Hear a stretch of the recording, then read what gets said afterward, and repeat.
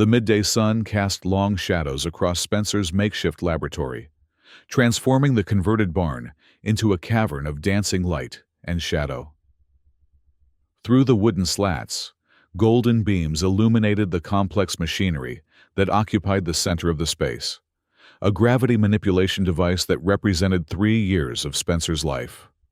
Outside, wheat fields stretched toward the horizon, painting Millbrook's countryside in waves of amber that swayed with each gentle breeze. Spencer adjusted his safety goggles and checked the calibrations one final time. 6 failed attempts had taught him caution, but the theoretical physicist refused to surrender to disappointment. His academic colleagues had abandoned his amateur pursuits years ago, leaving him alone with his obsession to prove that gravity could be manipulated at a localized level. "All systems check," he muttered to himself, flipping through the handwritten calculations in his notebook.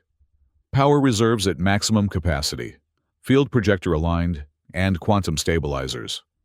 Well, as stable as they'll ever be." The converted barn had become his sanctuary after leaving Princeton, a place where conventional wisdom couldn't stifle innovation.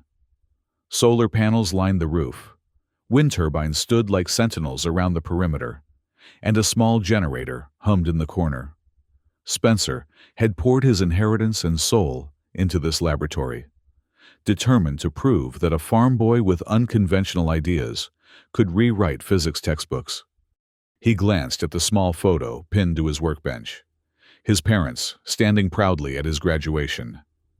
They'd believed in him, even when the scientific community had labeled his theories fantastical and impractical. The memory fueled his determination as he made final adjustments to the field generator. "Let's try this again," Spencer said, activating the startup sequence. The machine hummed to life, copper coils beginning to glow with a faint blue luminescence as energy coursed through the system. The readings looked promising, more stable than any previous attempt. Spencer held his breath as the gravity field projector oriented toward the test area, where a simple apple sat on a platform. If his calculations were correct, the fruit would float gently upward, defying Earth's natural pull. The seconds stretched into eternity as power levels climbed. 80%, 90%. The apple trembled slightly, rising perhaps a millimeter before settling back down. "Come on," Spencer whispered, adjusting the quantum stabilizer. "Just a little more." The machine suddenly whined in protest, circuit breakers popping as the system overloaded. Sparks flew from the control panel, and the laboratory plunged into darkness as the power grid disconnected. Spencer slammed his fist against the workbench, frustration bubbling to the surface. Another failure. Another day of proving his critics right. He removed his goggles and ran his fingers through unkempt hair, feeling the weight of isolation pressing down upon him. "What am I missing?" he wondered aloud, the silence of the barn his only companion. He walked outside, needing fresh air to clear his thoughts. The wheat fields danced around him, the late afternoon sun painting everything in a golden hue. Millbrook stretched in the distance, a small town that barely acknowledged his existence. Sometimes, Spencer wondered if he should have stayed at Princeton, accepted a conventional research position, and abandoned his impossible theories. The sky above was impossibly blue, unmarred by clouds, a canvas of perfection that somehow made his failure seem more profound. Spencer breathed deeply, allowing the scent of earth and wheat to center him. That's when he noticed it, a peculiar distortion in the otherwise flawless sky, a shimmer, like heat rising from asphalt, but focused in a single point directly overhead. Spencer squinted, wondering if exhaustion was playing tricks on his perception. The distortion expanded, fracturing the blue into prismatic patterns that spiraled outward. A golden light pierced through the center, intensifying until it rivaled the sun itself. Spencer shielded his eyes but couldn't look away as the phenomenon grew, splitting the sky like a cosmic wound. From the golden tear emerged an object, sleek, metallic, and moving at incredible speed. It streaked across the atmosphere, leaving a trail of luminescence in its wake. Through the glare, Spencer could make out what appeared to be smaller objects separating from the larger mass, one of which seemed to be falling directly toward his location. As the object drew closer, Spencer realized with a shock that it wasn't an object at all. It was humanoid, tumbling through the air in an uncontrolled descent. The golden light surrounding the figure pulsed erratically, suggesting some kind of technological failure. Spencer's scientific mind calculated the trajectory and velocity in an instant. Whoever was falling would impact within seconds, and directly in his field. The shock of the realization paralyzed him momentarily before adrenaline surged through his system. "The gravity field!" he gasped, sprinting back toward the barn. His failed experiment suddenly had purpose beyond theoretical validation. Spencer crashed through the door, frantically resetting breakers and bypassing safety protocols. The machine hummed reluctantly back to life as he rerouted power from the emergency generators. The displays flickered with warning messages that he ignored, focusing solely on extending the field projector through the barn's open roof. "Please work," he whispered, overriding the calibration safeguards and pushing the system to maximum output. The machine screamed in protest, components glowing dangerously hot as the gravity field expanded outward. Outside, the falling figure had become clearly visible, humanoid, but with distinctly alien features. Golden skin reflected sunlight, and what appeared to be ceremonial garments billowed around a distinctly female form. She was unconscious or incapacitated, making no attempt to arrest her fatal descent. Spencer extended the field projector upward, his hands steady, despite the chaos unfolding around him. The gravitational field needed to be precisely calibrated. Too weak, and it wouldn't slow the fall. Too strong, and the sudden deceleration could prove equally fatal. The falling figure entered the field's radius. For a terrifying moment, nothing happened. Then, miraculously, her descent began to slow. The gravitational counterforce wrapped around her like an invisible cocoon, gradually neutralizing her momentum. The machine's warning alarms blared as components began to fail under the strain. Spencer worked feverishly to maintain field integrity, manually adjusting parameters as systems crashed around him. Sweat poured down his face as he fought to keep the field stable for just a few seconds longer. The alien figure drifted the final few meters, coming to rest with impossible gentleness on the wheat field just outside the barn. As soon as she touched down, the gravity device exploded in a shower of sparks and smoke, circuits melting as the overloaded system surrendered to physics. Spencer barely noticed the destruction of his life's work as he rushed outside. The golden humanoid lay motionless among the wheat, creating a strange tableau of the cosmic and mundane. Up close, her alienness was even more apparent. Her skin had a subtle luminescence beneath its golden hue, and delicate patterns that resembled circuitry traced along her exposed arms and face. Her clothing was unlike anything on Earth, seemingly woven from material that shifted colors with each movement of air, adorned with symbols that appeared to be writing in an unknown language. A thin circlet rested upon her head, embedded with crystals that pulsed with internal light. Spencer approached cautiously, scientific curiosity temporarily overriding caution. He knelt beside the figure and reached out tentatively to check for signs of life, unsure if human physiology even applied. The moment his fingers touched her wrist, her eyes flew open, brilliant amber irises with vertical pupils that contracted sharply in the sunlight. She gasped, words flowing in a melodic language unlike any Spencer had heard, before losing consciousness again. Spencer checked her pulse, rapid but present, and noted that despite her alien appearance, her basic physiological responses seemed remarkably human-like. She was injured, though not from the fall. Burns marked her right side, and a deep gash across her shoulder leaked a substance that resembled blood, but with a golden luminescence. "What am I supposed to do with an injured alien?" Spencer muttered, looking up at the sky where the golden tear had already sealed itself, leaving no evidence of the extraordinary event. His scientific training kicked in. Observe, assess, assist. Whatever she was, whatever had happened, she needed medical attention.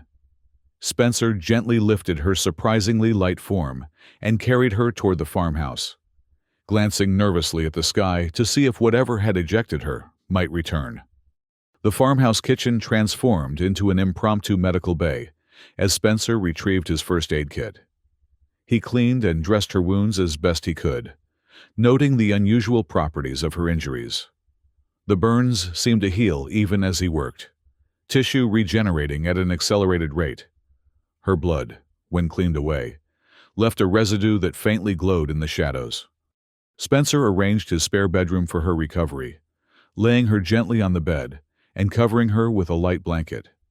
He sat beside her, notebook in hand, documenting every observation with scientific precision while trying to process the implications of an alien, an actual extraterrestrial being, in his farmhouse. Hours passed with Spencer alternating between checking her vital signs and pacing the floor.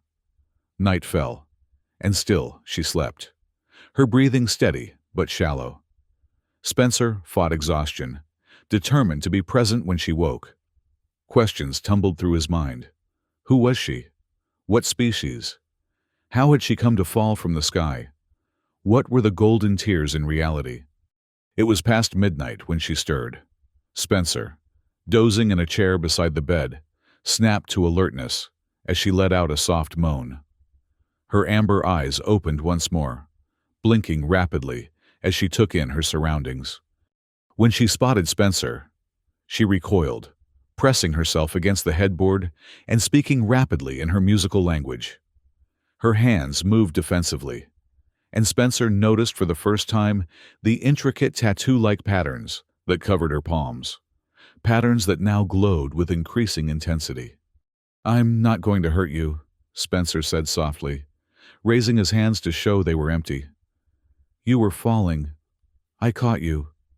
Well, my machine caught you." She tilted her head, studying him with those remarkable eyes. The patterns on her hands dimmed slightly, though her posture remained defensive. "Do you understand English?" Spencer asked, knowing it was a ridiculous question, but unsure how else to establish communication. To his surprise, she closed her eyes for a moment, the circlet on her forehead pulsing with light. When she opened them again, she spoke hesitantly. "English. Yes. Learning. Translation. Difficult." Her voice had a musical quality, each word precisely enunciated, despite her obvious struggle. Spencer's scientific mind raced with implications. "You can learn languages that quickly? How?" She touched the circlet. "Linguistic. Matrix. Absorbs. Adapts." She winced, touching her injured shoulder. "Damaged. Slow now." "Take your time," Spencer said, amazed at the technology implicated by her words. "I'm Spencer. I'm a physicist. I study the physical properties of the universe." She nodded slowly. "Spencer. Physics." She placed a hand over her chest. "Solara Vexhi." "Solara," Spencer repeated. "Are you... I mean, you're not from Earth, are you?" A small smile touched her lips. "Not Earth. Luminari." She gestured upward. "Star system. Far." Spencer's excitement was barely containable. "You're an actual extraterrestrial being. This is..." He caught himself, noticing her distress. "I'm sorry. You're injured. Questions can wait. Do you need anything? Water? Food?" "Water," she nodded, the linguistic matrix apparently having processed enough of his speech to understand basic concepts. Spencer brought her water, which she drank cautiously at first, then with obvious relief. As she drank, he noticed the burns on her skin healing visibly, the golden undertone of her complexion becoming more pronounced. "You were falling," Spencer said when she finished. "From some kind of ship? Were you attacked?" Solara's expression darkened. "Betrayed, brother. Vorak, once throne." She touched her circlet. "I am Crown Princess." Spencer blinked, the implications sinking in. "Your royalty, and your brother tried to kill you." "Yes." Her face showed a complex mixture of pain and anger. "Civil war begins. Father imprisoned. Vorak takes power." She looked directly at Spencer. "Pushed me, from royal ship, to die." "But you survived," Spencer said. "Because of my gravity field manipulator." Solara tilted her head. "Gravity technology? Your people have this?" "Not exactly," Spencer admitted. "It's experimental. Most scientists don't believe it's possible.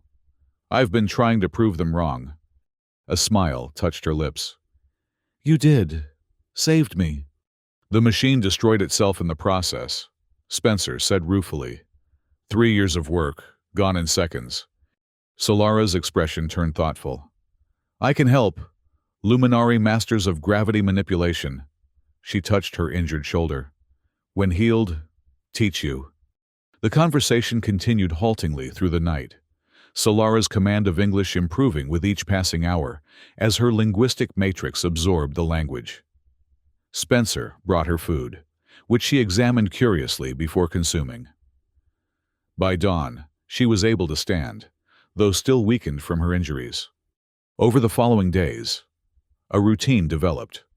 Solara recovered rapidly, the advanced healing capabilities of her physiology repairing damage that would have taken a human weeks to overcome. Spencer provided her with clothes, his own shirts and pants that hung loosely on her slender frame, and explained Earth customs and technology as best he could. In return, Solara began teaching Spencer about luminary technology, particularly their advanced understanding of gravitational manipulation. Her explanations challenged everything he thought he knew about physics, opening doors to concepts that Earth scientists hadn't yet imagined. "Your approach was innovative," she told him, as they sat in the rebuilt lab, examining the charred remains of his gravity device. "But your understanding of quantum gravity coupling is incomplete."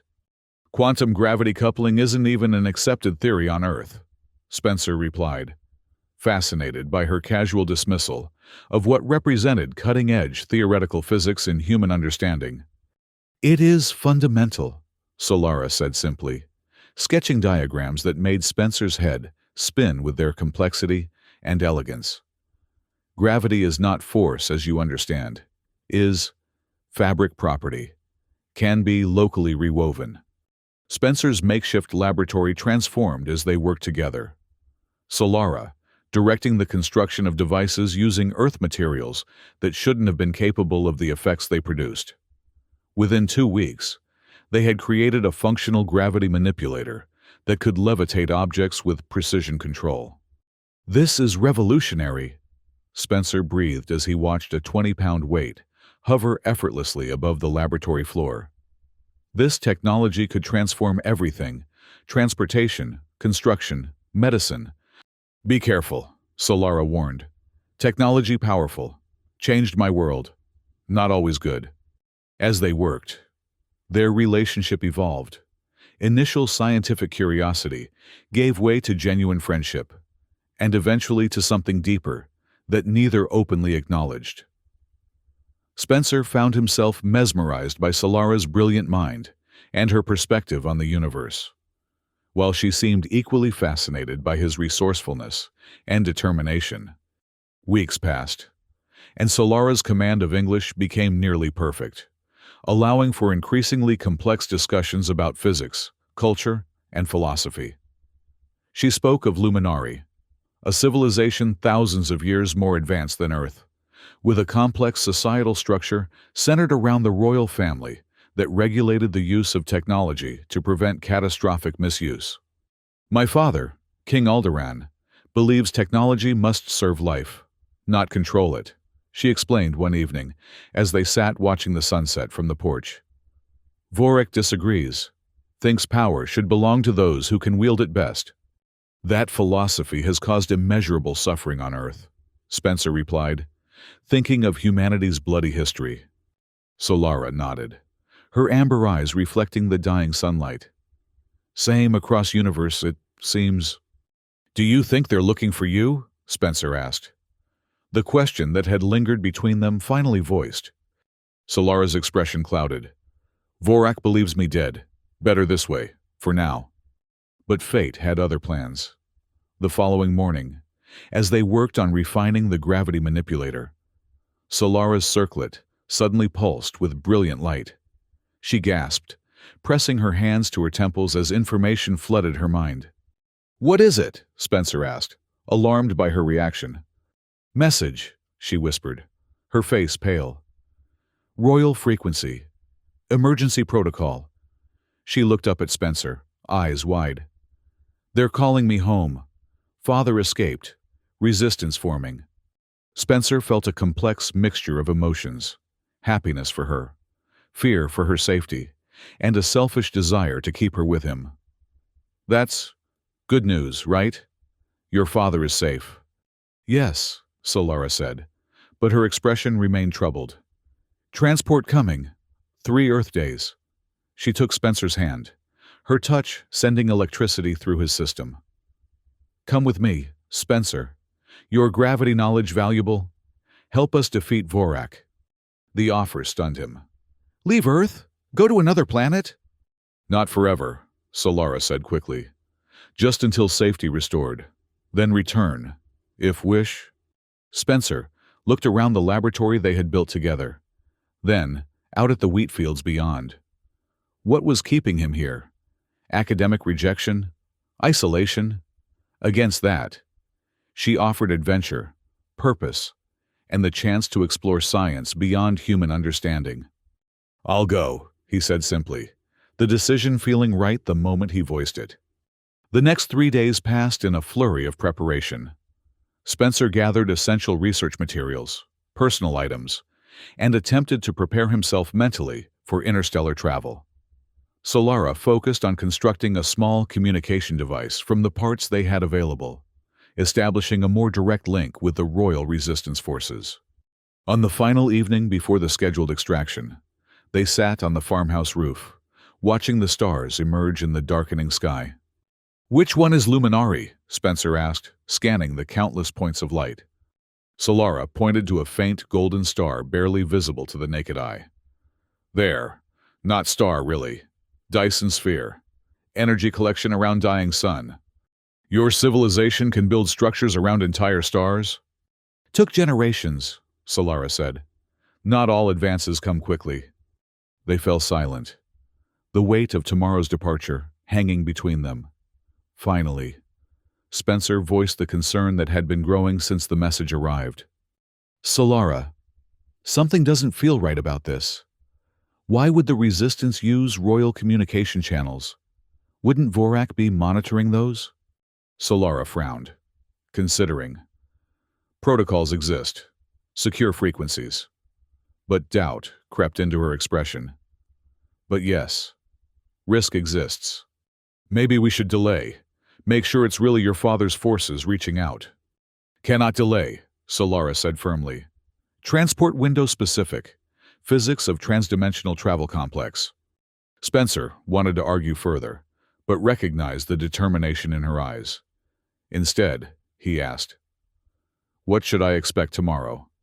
How do we get from here to a ship that can travel between stars? Localized fold, Solara explained. Space between bends. Connects. Like wormhole in your physics. She smiled at his expression. Will feel strange. Brief pain. Then aboard. As night deepened, they reluctantly descended from the roof, each lost in thoughts of what tomorrow would bring. Spencer barely slept, his mind racing with questions and possibilities.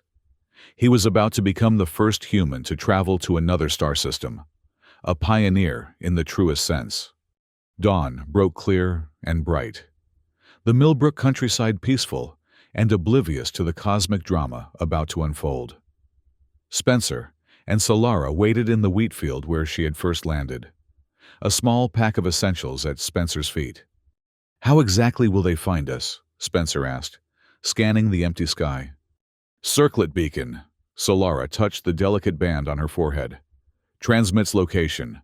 Precise to quantum level." The morning stretched on, tension building with each passing hour. Spencer checked his watch repeatedly, while Solara appeared increasingly concerned, constantly adjusting her circlet as if to improve its signal. "Something's wrong," she finally admitted, as noon approached with no sign of extraction. "Should have arrived by now." Before Spencer could respond, the sky above them shimmered, the same prismatic distortion he had witnessed when Solara arrived. Golden light spilled through the tear in reality, bathing the wheat field in unearthly radiance. "There!" Solara exclaimed, relief evident in her voice. "Transport coming!"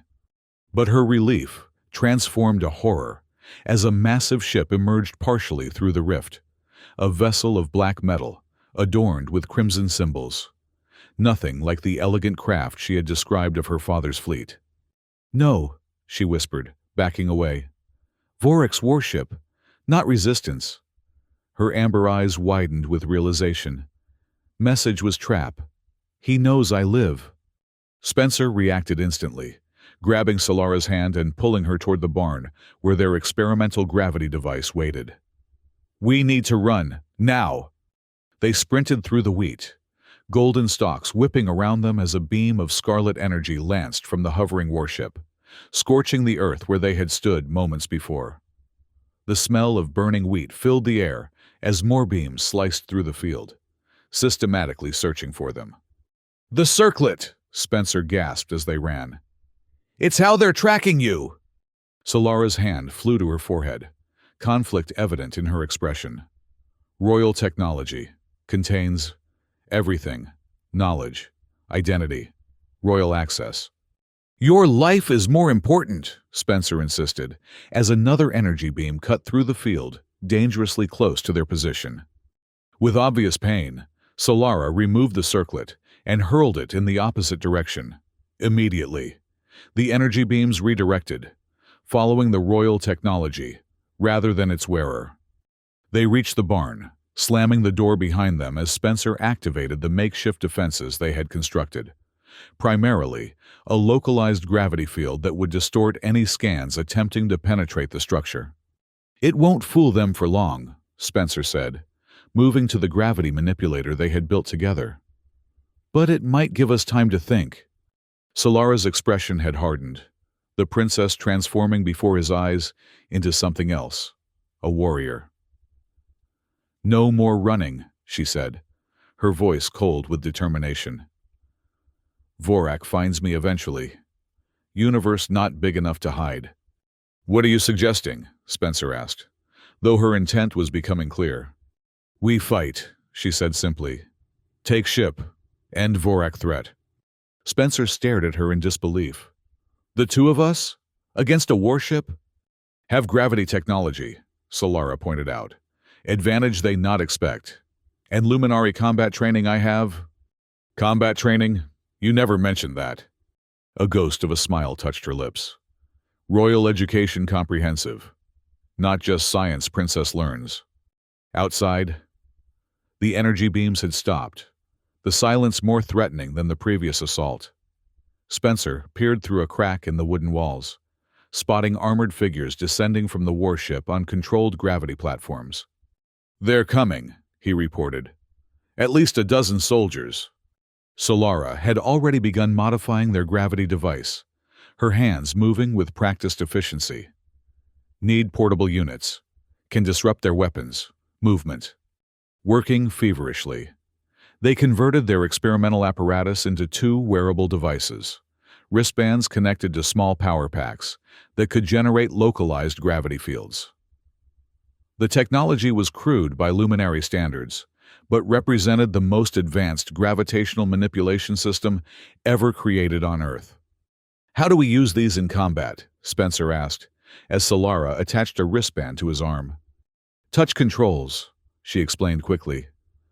Thought responsive after calibration. She placed her palm against the device, and it glowed briefly as it synced with her neural patterns.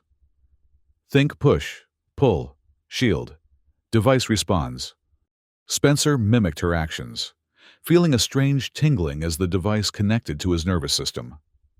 And this will stop energy weapons? Not stop. Bend. Redirect. Solara's expression was grim. Enough talk. They breach soon. As if on cue, the barn door exploded inward, reduced to splinters by a focused energy blast. Through the smoke stepped armored figures, humanoid, but clearly alien. Their forms encased in black exoskeletons with glowing crimson highlights that matched the warship hovering above. Princess Solara, a mechanically filtered voice announced. By order of King Vorak, you will surrender and return to Luminari for trial. Vorak is usurper, Solara replied, her voice carrying royal authority despite her circumstances. Where is my father? The former king awaits judgment, the soldier replied. As will you. Spencer stepped forward, placing himself between Solara and the Luminary soldiers. She's under Earth's protection, he declared, hoping his voice didn't betray his fear. The lead soldier tilted his helmeted head, as if noticing Spencer for the first time. A native. Step aside, primitive. This matter exceeds your understanding. Spencer raised his wristband, focusing his thoughts as Solara had instructed. To his amazement, he felt the gravitational field form around his hand, an extension of his will made manifest through technology. I understand enough, he replied, then mentally commanded the field to push. The effect exceeded his expectations. An invisible force slammed into the lead soldier, catapulting him backward into his companions.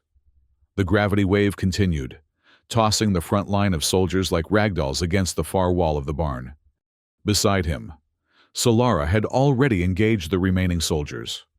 Her movements were fluid and precise as she manipulated gravity fields with expert control, creating localized distortions that trapped soldiers in increased gravity or flung them into zero-G confusion.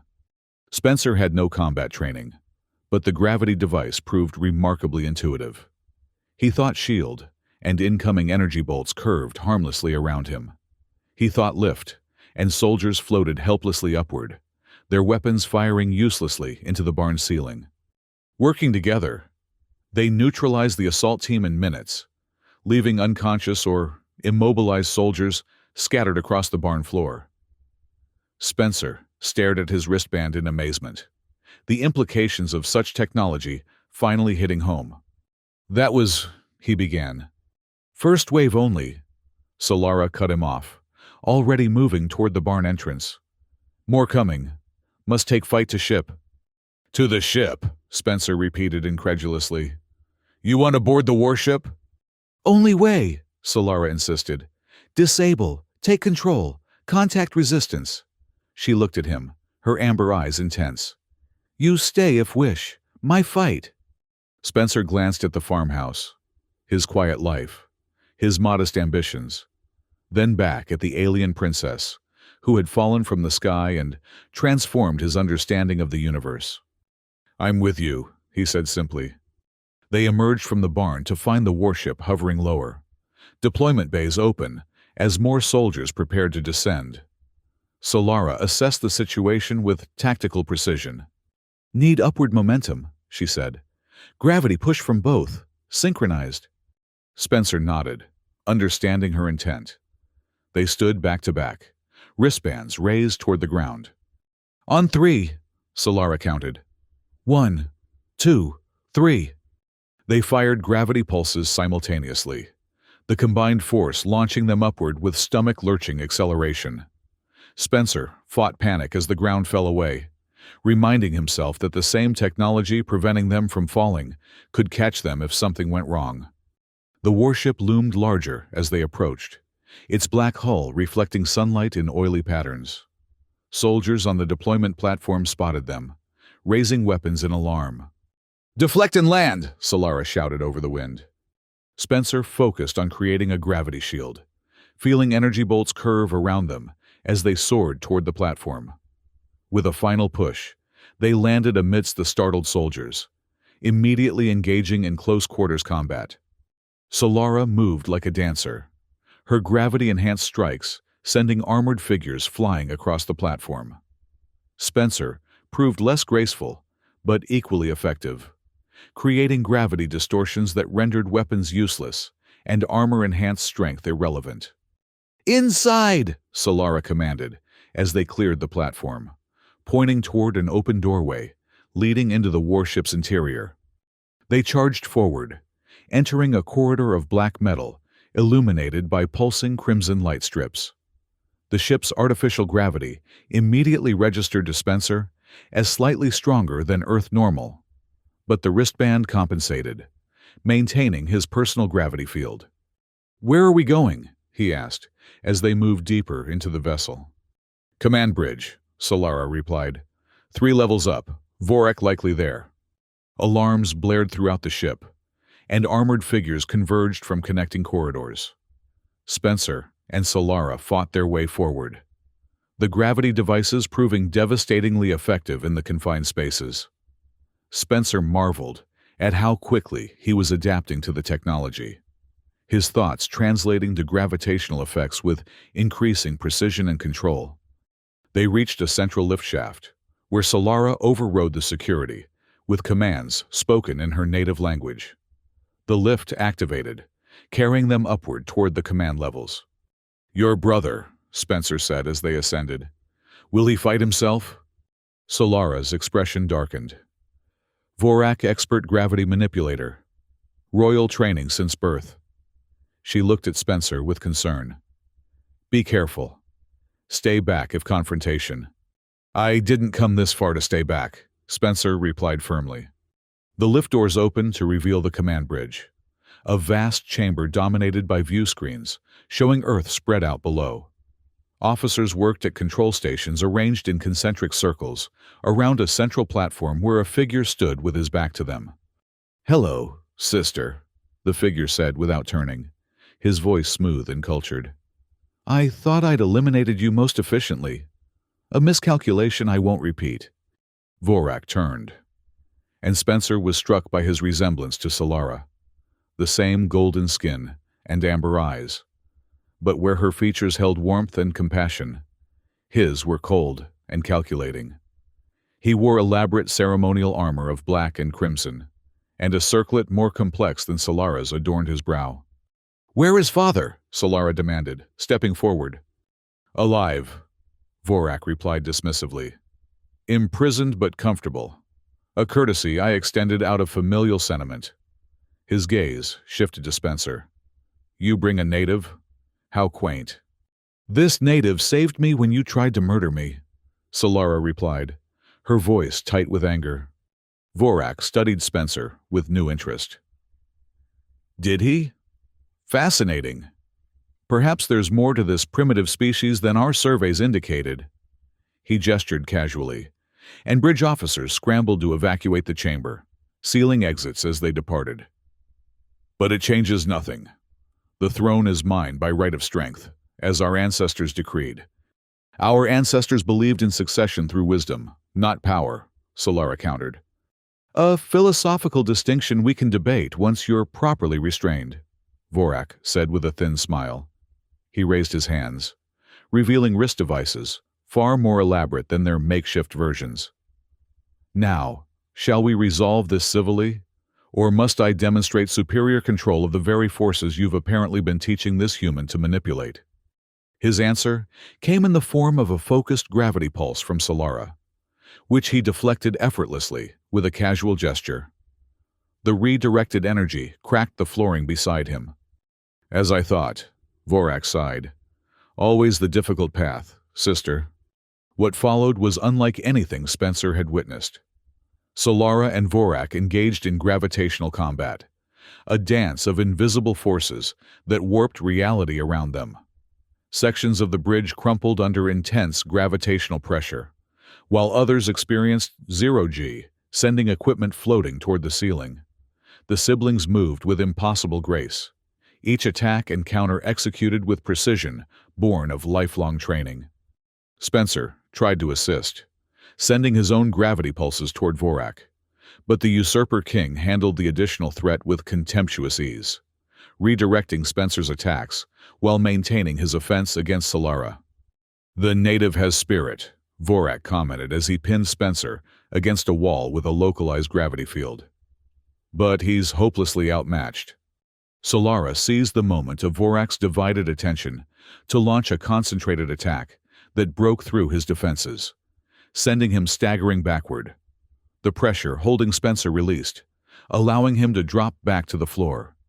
"Perhaps not so outmatched," Solara replied, pressing her advantage with a series of rapid gravity fluctuations that kept Vorak off balance. Spencer circled to the side, looking for an opportunity to contribute. He noticed the ship's main control console, displaying what appeared to be power distribution schematics. His physicist's mind recognized the energy flow patterns, similar in principle to his own laboratory setup, but on a vastly larger scale. A plan formed. If he could redirect the ship's main power through the gravitational control systems at precisely the right moment. While Solara kept Vorak engaged, Spencer made his way to the console. The interface was alien, but thanks to his weeks working with Solara, he recognized enough of the symbols to navigate the basic systems. Carefully, he began rerouting power conduits, preparing for a massive energy surge through the gravity generators. Across the bridge, the siblings' battle had reached a stalemate. Both showed signs of fatigue, their gravity manipulations becoming less precise, but no less deadly. The bridge had become a devastated landscape of warped metal and fractured view screens. "You've improved, sister," Vorak acknowledged, blood trickling from a cut on his forehead. "But you still lack the resolve to do what's necessary." "What's necessary is ending your coup," Solara replied, her own golden skin dulled with exhaustion. "Surrender, brother. Face judgment properly." Vorak laughed. "I think not." With startling speed, he produced a small device from his armor and activated it. Immediately, Solara's gravity device sputtered and failed, the localized quantum disruption rendering her technology useless. "Predictable," Vorak said, advancing on his now defenseless sister. "Always relying on fair play in an unfair universe." Spencer realized it was now or never. "Solara!" he shouted. "The main gravitational array." She understood instantly, diving to the side as Spencer activated the overload sequence. Energy surged through the ship's systems, the main gravitational array suddenly powering up to maximum capacity. The effect was immediate and catastrophic. A directed gravitational beam of unprecedented power cut through the center of the bridge. Vorak, caught in its path, attempted to defend himself with his personal gravity controls, but the sheer magnitude overwhelmed his technology. The beam curved, not through any failure, but through Spencer's intentional recalibration, catching Vorak in its arc and pinning him against the far wall with crushing force. "Impossible!" Vorak gasped, his advanced armor cracking under the pressure. "A native couldn't—" "This native understands the principles," Spencer replied, maintaining the beam's intensity while carefully monitoring the system's stability. "Gravity isn't just about force, it's about precision." Solara recovered her footing and approached her immobilized brother. With precise movements, she removed his circlet and wrist controls, effectively stripping him of both royal authority and technological advantage. "It's over, Vorak," she said quietly. Warning alarms blared throughout the ship as the overtaxed systems approached critical failure. Spencer reduced the gravitational beam, allowing Vorak to slump to the floor, no longer a threat. "We need to secure the ship," Solara said urgently. "Contact the resistance." Spencer nodded toward the communications array. "Can you operate that?" With Vorak's circlet now in her possession, Solara accessed the Royal Command protocols, overriding the usurper's security measures. Within moments, She had established contact with the Resistance fleet, led by Commander Zephyr of the Royal Guard. "Princess Solara!" The commander's voice came through clearly, his shock evident even through the audio transmission. "We believed you dead." "Nearly so, Commander," Solara replied. "But I survived, thanks to Earth assistance." She glanced at Spencer with a smile before continuing. "Vorik is captured. The coup has failed." "Praise the ancestors," Zephyr responded. "The king, your father, will be overjoyed. We freed him from imprisonment 3 rotations ago, but he's been inconsolable believing you lost." Solara's composure cracked slightly at the news of her father's safety. "Where is he now?" "Aboard the royal flagship, approaching Earth space. We detected Vorak's warship entering your solar system and moved to intercept." There was a pause. "Princess, the flagship will arrive at your position within the hour." After the communication ended, Solara turned to Spencer, her expression a complex mixture of joy, relief, and something deeper. "My father comes," she said softly. "The rightful king returns." Spencer looked out through the damaged view screen at Earth, rotating peacefully below, unaware of the interstellar drama unfolding in its orbit. "So this is it. You go home, restore the rightful king, and what happens to me?" Solara approached him, taking his hands in hers. "You saved me. Twice. Helped defeat Vorak." Her amber eyes searched his. "Come to Luminari. Not as refugee now, as hero." Before Spencer could respond, the ship shuddered violently. Warning indicators flashed across the remaining functional displays. "What's happening?" he asked, moving to the nearest console. Solara's expression turned grim as she read the luminary text. "Vorak activated self-destruct before capture. Ship's core destabilizing. Can we stop it?" "No. Security protocols absolute." She turned to Vorak, who sat in defeated silence. "Final spite, brother." Vorak smiled thinly. "If I cannot rule, there will be no uncontested succession. The explosion will destroy any ship within proximity, including Father's when it arrives." Spencer's mind raced through possibilities. "The gravity generator. If we could contain the explosion—" "Impossible," Vorak interjected. "The antimatter core reaction cannot be contained by any technology aboard." "Maybe not contained," Spencer said slowly, an idea forming, but redirected. He moved to the gravitational array controls, mentally calculating the adjustments needed. "If we reconfigure the main array to create a directional channel away from Earth and the approach vector of the Royal Fleet." Solara grasped his concept immediately, joining him at the console. "Channel explosion into space, away from inhabited areas and arrival coordinates." They worked frantically, recalibrating the ship's gravitational systems to create a focused corridor through which the explosive force could be directed. The task required both Solara's knowledge of luminary technology and Spencer's innovative approach to gravitational manipulation. "We need to evacuate," Solara said as they completed the preparations. "Core detonation imminent." "The escape pods?" Spencer asked. "This way," she replied, securing Vorak with gravitational restraints before leading them toward the emergency evacuation systems. They reached the escape pod bay with minutes to spare, the ship's structure already beginning to fail as the antimatter containment systems deteriorated. Spencer helped secure the still silent Vorak in one pod, while Solara prepared another for them. "Launch sequence activated," Solara announced as they sealed themselves in the second pod. "Ejection in 5 seconds." The pod rocketed away from the destabilizing warship, its transparent canopy providing a clear view of the unfolding catastrophe. Behind them, the black vessel began to glow with unnatural energies, structural integrity failing as the antimatter core approached critical mass. At the moment of detonation, their gravitational corridor activated, a visible distortion in space that channeled the explosive force into a concentrated beam shooting harmlessly into deep space. The majority of the blast energy followed the path of least resistance, though enough remained to fragment the warship into countless pieces of superheated debris. The shockwave caught their escape pod, sending it tumbling end over end despite its inertial dampeners.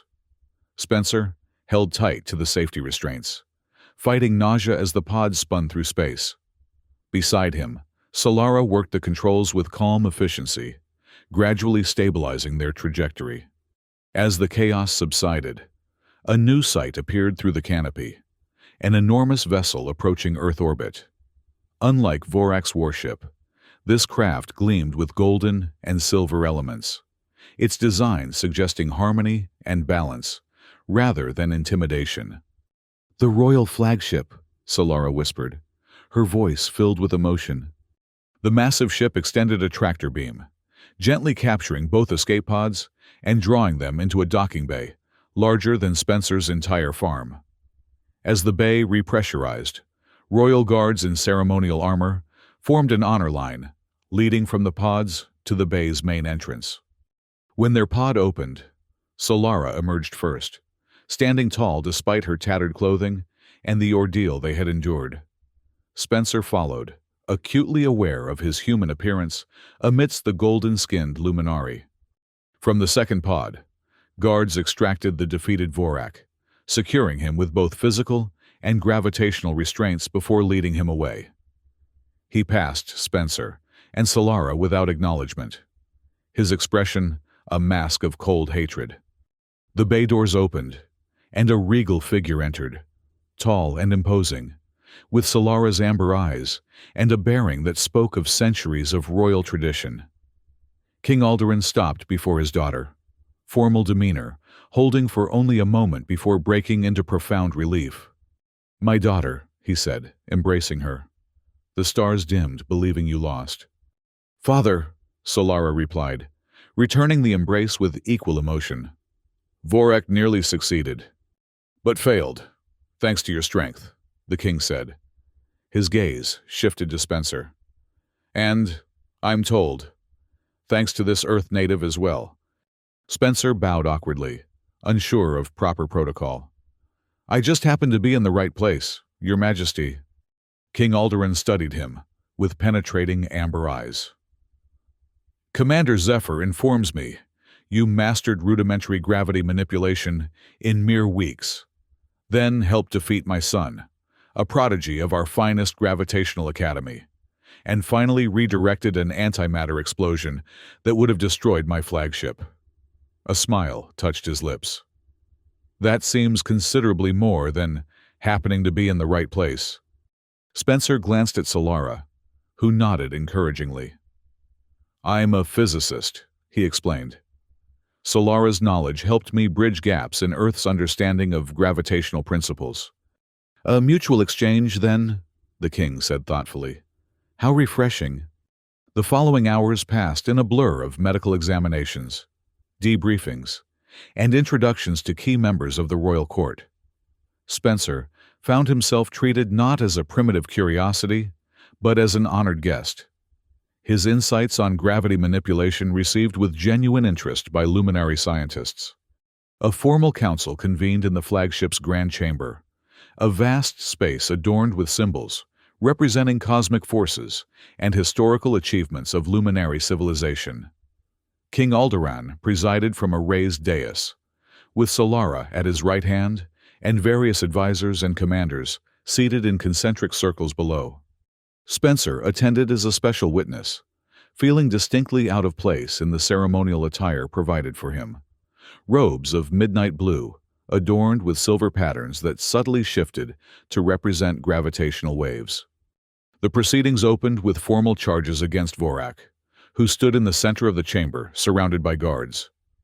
The evidence was presented methodically, records of conspiracy, testimonials from loyal officers he had betrayed, and finally, Solara's account of her attempted murder. When Vorak was offered the opportunity to speak in his defense, he remained silent, his contempt for the proceedings evident in his posture. King Alderaan delivered the judgment. "Vorak Vexai, former Prince of Luminari, you are stripped of royal status and rights. You will be confined to the rehabilitation colony on Taraxis, where you will have opportunity to reflect upon the damage your ambition has caused." Vorak's only response was a cold smile before guards escorted him from the chamber. With justice addressed, the king turned to matters of succession. "The attempt on Princess Solara's life has forced reconsideration of our vulnerability. The royal line must be secured." He looked to his daughter. "The time has come to formalize your position as heir apparent." Traditional luminary succession required a formal bonding, a union that would strengthen the royal line and provide stability during transition of power. Solara had long delayed this requirement, focusing instead on scientific and diplomatic pursuits. "Father," she said, rising to address the council, "recent events have shown that tradition must sometimes yield to new understanding." Her gaze found Spencer in the assembly. "On Earth, I formed a connection unprecedented in our records, a mental and spiritual resonance with one not of our species." Murmurs rippled through the council as the implications became clear. King Alderaan studied his daughter thoughtfully before turning his attention to Spencer. "Approach, Earth physicist," he commanded. Spencer moved forward, hyper-aware of hundreds of amber eyes following his every movement. He stopped before the royal dais, bowing as he had been instructed. "Is this true?" the king asked. "Do you share this resonance with my daughter?" Spencer met the monarch's gaze directly. "I don't fully understand your traditions, Your Majesty, but I know that Solara and I connected through our work on gravitational physics, and that connection grew into something more." He glanced at Solara. "Something I've never experienced with anyone on Earth." King Alderaan turned to an elderly advisor with intricate patterns covering his entire visible skin. "High Sage, what say the ancient texts on interspecies bonding?" The sage stepped forward, his voice surprisingly strong for his apparent age. "The Luminari records speak of theoretical possibility, Great King, though no confirmed cases exist. The texts suggest that true resonance transcends physical form, arising instead from harmonic alignment of consciousness." "And how would such alignment be verified?" the king pressed. "The royal circlet would recognize legitimate resonance," the sage replied. "If it exists, the mental patterns would harmonize when connected through the royal technology." All eyes turned to Solara, who removed the circlet she had reclaimed from Vorak. She approached Spencer, her expression serene but questioning. "This will allow our minds to connect directly," she explained softly. "It may be intense." Spencer nodded his consent, and Solara gently placed the circlet on his head. The effect was immediate and overwhelming, his consciousness expanding beyond its normal boundaries. Senses he never knew existed suddenly awakening. Through the connection, he felt Solara's presence, her thoughts, emotions, and essence intertwining with his own in a dance of quantum possibility.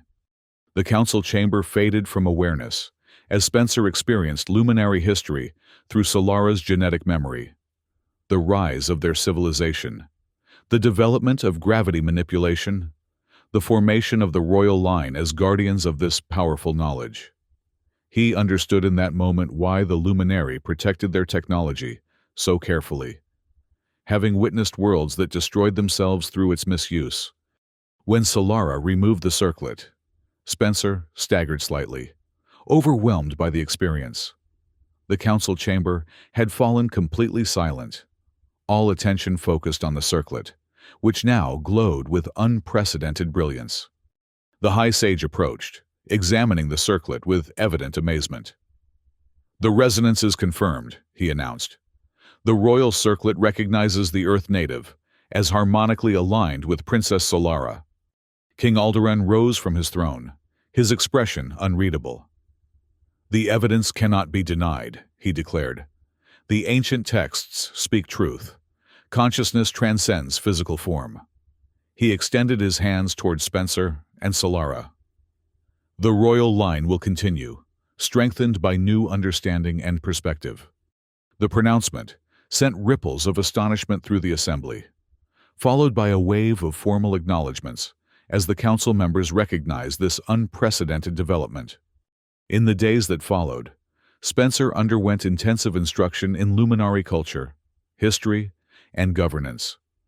The role being prepared for him, royal consort and scientific liaison, would serve as a bridge between Earth and luminary civilization.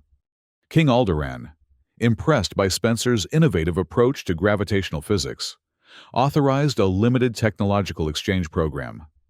Earth would gradually be introduced to basic gravity manipulation techniques, carefully monitored to prevent misuse or destabilization of human development. 1 month after the defeat of Vorak, a formal ceremony united Spencer and Solara in the luminary tradition. Not merely a marriage, but a recognition of quantum resonance between their consciousnesses. The royal flagship returned to Earth orbit for the occasion, allowing Spencer to symbolically represent his homeworld in the proceedings. After the ceremony, Spencer and Solara stood on the observation deck, looking down at the blue-green planet below. "It looks so peaceful from here," Spencer remarked. "Hard to believe everything that's happened since you fell from the sky." Solara smiled, the circlet on her brow glowing with soft light. "Not fell. Arrived exactly where needed." "Do you think Earth is ready for what's coming?" Spencer asked. "The knowledge, the technology." "Not all at once," Solara replied thoughtfully. "But guided correctly, yes. Your understanding of gravity manipulation proves humans capable of responsible advancement." Spencer took her hand, still marveling at how natural it felt, despite their physical differences. "And us? Are we ready for what's coming? Royal responsibilities, diplomatic missions between worlds." "Together," Solara said simply, "we rewrite what's possible." Above them, stars glittered in the void, each a potential destination, a civilization to discover or a mystery to unravel. The gravity that had once seemed to Spencer a force to overcome had become instead the connection that bound worlds together, just as it had bound two beings from distant stars. The royal flagship activated its main drive, breaking Earth orbit to begin the journey to Luminari, the first of many voyages that would gradually bridge the gulf between civilizations. Spencer watched his homeworld recede, not with sadness, but with anticipation of return, bearing knowledge that would transform human understanding of the universe. Beside him, Solara monitored the gravitational fluctuations of the drive system, making minute adjustments that would ensure a smooth transition to faster-than-light travel. The princess, who had fallen from the sky, and the physicist who had caught her, now moved forward together, their resonance creating harmonies that neither world had imagined possible. As the ship accelerated toward the distant golden star of Luminari, Spencer reflected that gravity, the force he had spent his life studying, had proven to be not just a physical phenomenon, but something more profound.